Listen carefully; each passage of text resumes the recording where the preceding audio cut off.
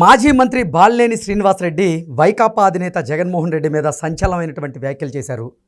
జగన్మోహన్ రెడ్డి నా ఆస్తులను కాజేశారు అంటూ బాలినేని శ్రీనివాసరెడ్డి సంచలనమైనటువంటి వ్యాఖ్యలు చేస్తూనే జగన్మోహన్ రెడ్డి చేసినటువంటి అన్యాయాలన్నీ నేను త్వరలోనే బయట పెడతాను, ఆయన నాకు చేసినటువంటి అన్యాయాల గురించి నేను చెప్పాలంటే ఒక రోజు సరిపోదు అంటూ ఇప్పుడు బాలినేని శ్రీనివాసరెడ్డి జగన్మోహన్ రెడ్డికి భారీ జలకిచ్చినటువంటి నేపథ్యంలో ఆయన కామెంట్స్ వెనక ఆయన ఉద్దేశం ఏంటనేది మనం తెలుసుకునేటువంటి ప్రయత్నం చేద్దాం. ప్రస్తుతం మనతో పాటున్నారు ప్రముఖ రాజకీయ విశ్లేషకులు, ప్రముఖ సీనియర్ జర్నలిస్ట్ డివిఎస్ గారు. సార్తో మాట్లాడదాం. సార్ నమస్తే. సార్ నమస్తే. జగన్మోహన్ రెడ్డి నా ఆస్తులను కాజేశారు అంటూ మాజీ మంత్రి బాలినేని శ్రీనివాసరెడ్డి సంచలనమైనటువంటి వ్యాఖ్యలు చేశారు.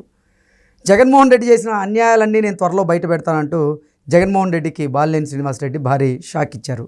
ఏంటి సార్ దీన్ని ఎలా చూడాలి? నిన్న జనసేన ఆవిర్భావ దినోత్సవ వేడుక ఆ వేదికపై నుంచి బాలినేని శ్రీనివాసరెడ్డి చేసిన ఈ ప్రసంగ కామెంట్స్ అతను ఎందుకని పిటిషన్ ఇవ్వలేదు? జగన్మోహన్ రెడ్డి తన ఆస్తులు తీసుకున్నప్పుడు, లాక్కున్నప్పుడు ఆయన ఫిర్యాదు చేయాల్సిన బాధ్యత ఆయన పైన ఉంది. ఇదేదో బహిరంగ సభ వేదికపై నుంచి ప్రసంగం చేస్తే కాదు కదా. అక్కడ ఉన్నటువంటి ఎస్పీ, అక్కడ ఉన్నటువంటి స్టేషన్ హౌస్ ఆఫీసర్ అతను రిటర్న్ కంప్లైంట్ ఇవ్వాలి. ఏ ఆస్తులు ఎవరు ఎలా లాక్కున్నారు. బాలినేని శ్రీనివాసరెడ్డికి ఆస్తులు, వైవి సుబ్బారెడ్డికి ఆస్తులు, వాళ్ళిద్దరి మధ్య బంధుత్వం ఏంటి, బావమరుదుల బంధం. ఇప్పుడు ఆస్తులు లాక్కుంది జగన్మోహన్ రెడ్డి, వైవి సుబ్బారెడ్డి. ఎందుకంటే తన తండ్రి హయాం నుంచి వచ్చిన ఆస్తుల్లో సగం అమ్మేసుకున్నానని గతంలో కూడా చెప్పాడు. బాలినేని శ్రీనివాసరెడ్డి వాసు అంటారు అక్కడంతా, అతను పిలుస్తూ ఉన్న నేపథ్యంలో ఒంగోలు అతను మాజీ మంత్రిగా పనిచేయడం, అటు రాజశేఖర రెడ్డి క్యాబినెట్లో పనిచేశాడు, ఇటు జగన్మోహన్ రెడ్డి క్యాబినెట్లో కూడా పనిచేశాడు.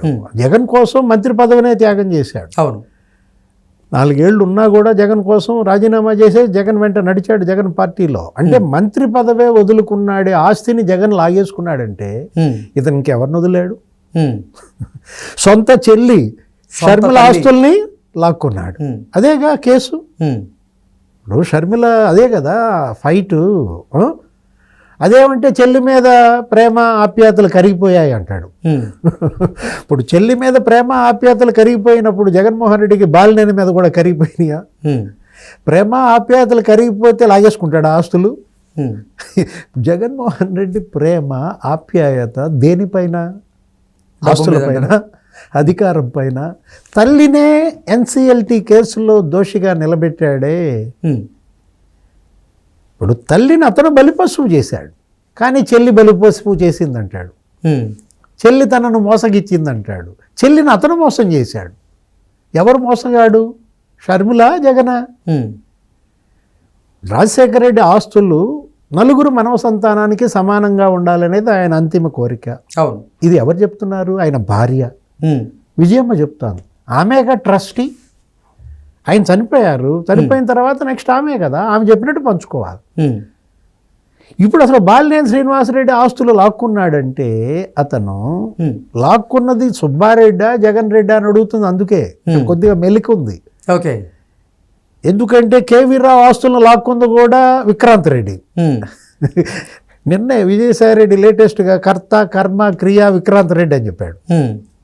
సుబ్బారెడ్డి కొడుకు విక్రాంత్ రెడ్డి ఆ రోజు మరి పాయింట్ గన్ బెదిరింపులు ఎవరికి? కేవీ రావుకి. కాకినాడ సెజ్జు, కాకినాడ పోర్టు, నీకు దగ్గర 3,600 కోట్ల విలువైన షేర్లు పాయింట్ బ్లాంక్లో గన్ను పెట్టి 400 కోట్లకి. నాకు తెలియదు గన్నో బొన్నో, అదేదో పాయింట్ బ్లాంక్ అనే చదివా. మరి రాంచుకున్న దీంట్లో కేవీ రావు కేసేశాడు. విజయసాయి రెడ్డి ఏమంటాడు? కేవీ రావు చూస్తే నాకు అసహ్యం అంటాడు. కేవీ రావు, వైవి సుబ్బారెడ్డి జిగ్ని దోస్తులు. కాలిఫోర్నియాలో సుబ్బారెడ్డి దిగితే కేవీ రావు గెస్ట్ హౌస్లోనే దిగుతాడు. ఆ బంధం బలమైన బంధం అంటాడు. ఇప్పుడు విక్రాంత్ రెడ్డి పాత్ర ఏంటి? కేవీ రావే కాదు, వీళ్ళ బాధితుడు సొంత బంధువు బాలినేని శ్రీనివాసరెడ్డి కూడా బాధితుడని అంటే కేవీ రావు ఆస్తులనే కాదు, బాలినేని ఆస్తులు కూడా ఇల్లు లాక్కున్నారని ఈ వచ్చిన దీనిపైన తక్షణమే బాలినేని ఫిర్యాదు చేయాలి. లిఖితపూర్వక ఫిర్యాదు. అనేక మంది ఇవాళ భూ బాధితులు ముఖ్యమంత్రికి, తెలుగుదేశం పార్టీ కార్యాలయంలో, జనసేన కార్యాలయంలో, బీజేపీ కార్యాలయంలో మంత్రులకి వినతి పత్రాలు ఇస్తున్నారు. నా భూమి వాడు లాక్కున్నాడు, నా పొలం వీడు కబ్జా చేశాడు, నా ఇల్లు ఆడు కబ్జా చేశాడు. ప్రజా దర్బార్లో వచ్చే వినతి పత్రాలు మొత్తం ఎక్కువగా ఇవే వస్తున్నాయండి. 70%. ఏది ఇప్పుడు వచ్చినటువంటి 6 లక్షల వినతి పత్రాల్లో 4.5 లక్షలు ఇవే. భూములు, కబ్జాలు, పొలాలు, లేకపోతే ఇళ్ళు, ఇళ్ల స్థలాలు. నీకు ముఖ్యమంత్రికి ఇవ్వటం ఇష్టం, లేకపోతే తెలుగుదేశం వాళ్ళకి ఇవ్వటం ఇష్టం, లేకపోతే ఎస్పీ దగ్గరికి వెళ్ళటం నామోషి అయితే జనసేన కార్యాలయం, ఆయన జనసేన పార్టీయే కదా, డిప్యూటీ సీఎంకి ఇస్తే చాలు కదా. పవన్ కళ్యాణ్కి ఆ ఫిర్యాదు ఇస్తే ఆయనే పంపిస్తారు డీజీపీకి. అంటే ఇప్పుడు బాలినేని శ్రీనివాసరెడ్డి ఆస్తులు ఏంటి? తండ్రి నుంచి వచ్చిన ఆస్తులు సగం కరిగిపోయినాయి అన్నాడు. ఆ మిగతా సగం లాక్కున్నారా? లేదు, ఆయన మంత్రిగా, ఎమ్మెల్యేగా 5 సార్లు ఆయన అక్కడ ప్రతినిధిగా సంపాదించిన అక్రమ ఆస్తులు, ఆయన పైన అనేక ఎలిగేషన్స్, దామచర్ల జనార్దన్ అనేక పెద్ద ఆరోపణలు, వాళ్ళ మధ్య ఒక యుద్ధం నీకు తెలుసు. నీది ఆ జిల్లా అక్కడే కదా, తిరిగినాడివి కదా, నేను నా చేత చెప్పిస్తావు అన్నీ. ఇప్పుడు అక్కడ ఒంగోలులో పెద్ద స్కామ్ జరిగింది. దేశంలో ఎక్కడా లేదు ఫోర్జరీ డాక్యుమెంట్స్. ఎగ్జాక్ట్లీ. స్టాంపులు, ఫోర్జరీ స్టాంపులు. ఎప్పుడో భూమి బద్దలైనప్పుడు మనం విన్నాం, కృష్ణ యాదవ్ హైదరాబాదులో నకిలీ స్టాంపులు, తెల్గి, కుంభకోణం. అంతకు మించిన స్కామ్ ఒంగోలులో జరిగిందని, నకిలీ స్టాంపుల భాగోతం మీద 75 మందిని అరెస్ట్ చేశారు. ఒక పెద్ద స్కామ్ అది. అవును. అంటే వాళ్ళు స్టాంపులు వాళ్ళే సృష్టించారు, డాక్యుమెంట్స్ వాళ్ళే తయారు చేసి ప్రభుత్వానికి రావాల్సిన రాబడిని గండి కొట్టి వాళ్ళు దాన్ని కబ్జా చేయటమే కాదు, తప్పుడు డాక్యుమెంట్లు క్రియేట్ చేశారు, తప్పుడు అడంగల్స్ క్రియేట్ చేశారు. 10 ఏళ్ళు తప్పుడు పుట్టించి రిజిస్ట్రేషన్ల మీద రిజిస్ట్రేషన్లు చేయించుకుని దగ్గర ఒక 200 కోట్ల స్కామ్.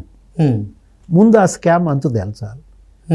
దానిలో లబ్ధిదారులు ఎవరెవరి పేరు మీద రిజిస్ట్రేషన్లు జరిగాయి, దానిలో బాలినేని పాత్ర ఏంటి, బాలినేని బినామీలు ఎంత ఆస్తులు కబ్జా చేశారు.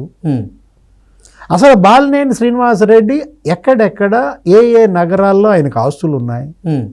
నిన్నటి డయాస్ మీదే ఆయన ఏమన్నారు, పవన్ కళ్యాణ్ నాకేం పదవులు గెదవుల కోసం నేను జనసేనలో చేరలేదు, నేను ఆల్రెడీ అన్ని పదవులు చేశాను, పవన్ కళ్యాణ్తో సినిమా తీయాలని నా కోరిక అన్నాడు.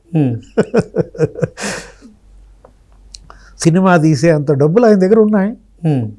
సినిమా తీసే అంత డబ్బులు మామూలు ఎవరో విశ్వక్సేన్తోనో లేకపోతే వీళ్ళతో సినిమా తీసే అంత కాదు, పవన్ కళ్యాణ్తోనే సినిమా తీసే అంత డబ్బులు. అంటే ఎంత డబ్బులు ఉండాలా? 500 కోట్ల పైన ఉండాలి. ఆయనకే ఇవ్వాలి కదా. ఎవరు రెమ్యునరేషను, ఇవాళ ఆయన నెంబర్ 1 రెమ్యునరేషన్ టేకర్ కదా ఎవరు, పవన్ కళ్యాణ్. మరి అలాంటిది పవన్ కళ్యాణ్ కాల్ షీట్ అడిగాడంటే, సినిమాకి సిద్ధమయ్యాడంటే ఎక్కడి డబ్బులు ఏంటి, వీటన్నిటి మీద కూడా సరైన విచారణ జరపాలంటే ముందు బాలినేని శ్రీనివాసరెడ్డి రిటర్న్గా ఒక complaint deputy CM Pawan Kalyan గారికి ఇస్తే, పవన్ కళ్యాణ్ గారు డీజీపీ గారికి పంపిస్తే దాని మీద ఎంక్వైరీ జరుగుద్ది. జగన్మోహన్ రెడ్డి దోషిగా తేలటం అవన్నీ బయటకు వస్తాయి. ఆ తర్వాత పవన్ కళ్యాణ్ గారు ఆయన కాల్ షీట్ ఇవ్వచ్చు, ఈయన సినిమా ఆయనతో తీసుకోవచ్చు. Okay okay sir, thank you so much. నమస్తే.